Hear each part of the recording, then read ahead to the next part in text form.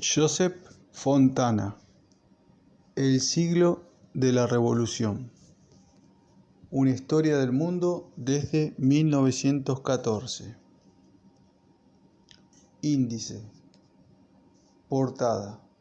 Umberto Boccioni, la cita Cesale. Dedicatoria. Cita. Introducción.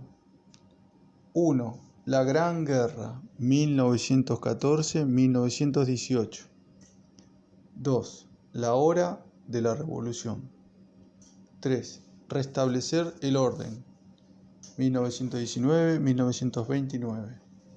4. Repartirse el mundo, 1918-1939. 5. Una década de crisis, 1929-1939. 6. La Segunda Guerra Mundial, 1939-1945. 7. El inicio del siglo americano. 8. La Guerra Fría, 1947-1960. 9. Marea Alta, 1960-1968. 10. Tiempos revueltos, 1968-1974. 11. El Giro, 1974-1982. 12. La Contrarrevolución Conservadora, 1982-1989. 13. El fin de la Guerra Fría, 1989-2001. 14. Refundación y crisis del Imperio, 2001-2009. 15. Un tiempo de guerra y de incertidumbre, 2009-2017. 16. La era de la desigualdad. 17. El siglo de la revolución, una recapitulación y un final abierto. Apéndice. Una reflexión sobre progreso, cambio y desigualdad. Bibliografía, notas. Créditos. Para Francisco Trasmonte, sin cuya ayuda no hubiera podido concluir este libro.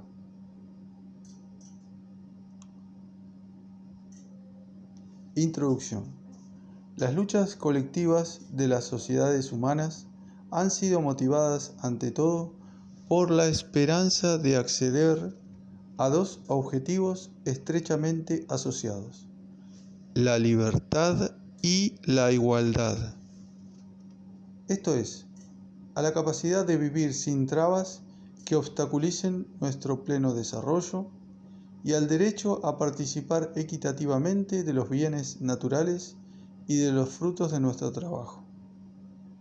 Toda la historia de la sociedad humana, hasta la actualidad, escribían Karl Marx y Friedrich Engels en 1848, es una historia de lucha de clases: libres y esclavos, patricios y plebeyos, varones y siervos de la gleba, maestros y oficiales, en una palabra, opresores y oprimidos, frente a frente siempre, empeñados en una lucha ininterrumpida, velada unas veces y otras franca y abierta. La historia de la humanidad está, en efecto, llena de momentos de lucha por la libertad y la igualdad, de revueltas contra los opresores y de intentos de construir sociedades más justas, aplastados por los defensores del orden establecido, que han sostenido siempre, y siguen haciéndolo hoy, que la sujeción y la desigualdad son necesarias para asegurar la prosperidad colectiva, o incluso que forman parte del proyecto divino. Uno de estos intentos de transformación social, que se inició en Rusia en 1917, ha marcado la trayectoria de los 100 años transcurridos desde entonces.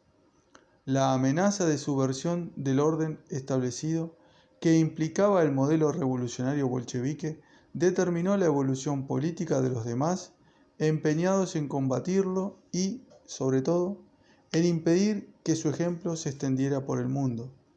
Fascismo y nazismos, por ejemplo, nacieron como respuestas a la amenaza comunista, proponiendo como alternativa modelos de revolución nacionalista que no pasaron de formulaciones retóricas. Respuestas más positivas a esta misma amenaza fueron los avances conseguidos en muchos países por el movimiento obrero en alianza con la socialdemocracia. La culminación de esta dinámica se produjo después de la Segunda Guerra Mundial, cuando, tras la derrota del fascismo, los avances sociales del estado de bienestar cumplieron la función de servir como antídoto contra la penetración de las ideas del comunismo en las sociedades del mundo desarrollado. Fue así como se alcanzó aquella situación excepcional de los años que van de 1945 a 1975, cuando en los países desarrollados se registraron las mayores cotas de igualdad hasta entonces conocidas y se reforzó la ilusión de un mundo de progreso continuado en que los grandes objetivos sociales de los revolucionarios podrían alcanzarse pacíficamente por la vía de la negociación. A partir de los años 70 del siglo pasado, sin embargo, al tiempo que se hundía el poder soviético y que el comunismo dejaba de ser una amenaza interna para las sociedades occidentales, esa trayectoria cambió para dar paso a la reconquista del poder por las clases dominantes y a una fase de retroceso social que culminó después de la crisis final del sistema socialista en 1989. Saludada por los intelectuales al servicio del sistema, con augurios de que el triunfo de la democracia liberal y de la economía de mercado iban a significar el inicio de una nueva era de progreso e igualdad. No ha sido así, de modo que hoy, a los 25 años de la disolución definitiva de la Unión Soviética, resulta evidente que no ha habido los avances anunciados, sino que, por el contrario, nos encontramos en una situación de estancamiento económico y ante el panorama de una desigualdad creciente que se traduce en un empobrecimiento general. Frente a las explicaciones de quienes sostienen que el estancamiento y las desigualdades actuales son el resultado inevitable de la evolución autónoma de las fuerzas económicas, obviando cualquier referencia a sus causas políticas. 1. Al final del libro se puede ver un apéndice acerca de este tipo de interpretaciones de la desigualdad actual. Me parece conveniente revisar la historia de este siglo de la Revolución para tratar de entender las causas que nos han llevado a la situación actual. La tarea no es fácil, por cuanto los objetivos económicos, las formulaciones políticas y las legitimaciones ideológicas aparecen estrechamente asociados en la realidad. Tratar de mostrarlos por separado implicaría desnaturalizarlos y traicionaría la complejidad de las motivaciones de sus protagonistas. Como la historia de estas luchas está integrada en el conjunto de la evolución política, económica y cultural, no hay más remedio que seguir su pista en un relato más o menos asociado. Es una tarea difícil y muy expuesta a errores factuales en los que no dudo que habré caído en más de una ocasión, pese al esfuerzo que he hecho por verificar los datos y contrastar las interpretaciones, pero el interés del objetivo compensa este riesgo.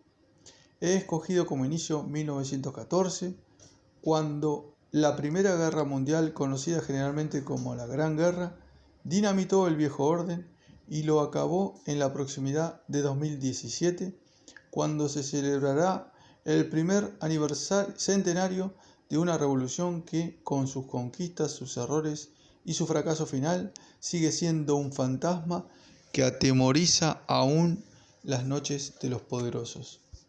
Mi intención ha sido recuperar la política, entendida como la acción colectiva de la polis, como un factor histórico explicativo para tratar de entender el mundo en que vivimos, a lo que se agrega la convicción de que tan solo a partir de la política se puede aspirar a recuperar una dinámica que vuelva a hacer posibles los avances en la conquista de la libertad y la igualdad. Joseph Fontana.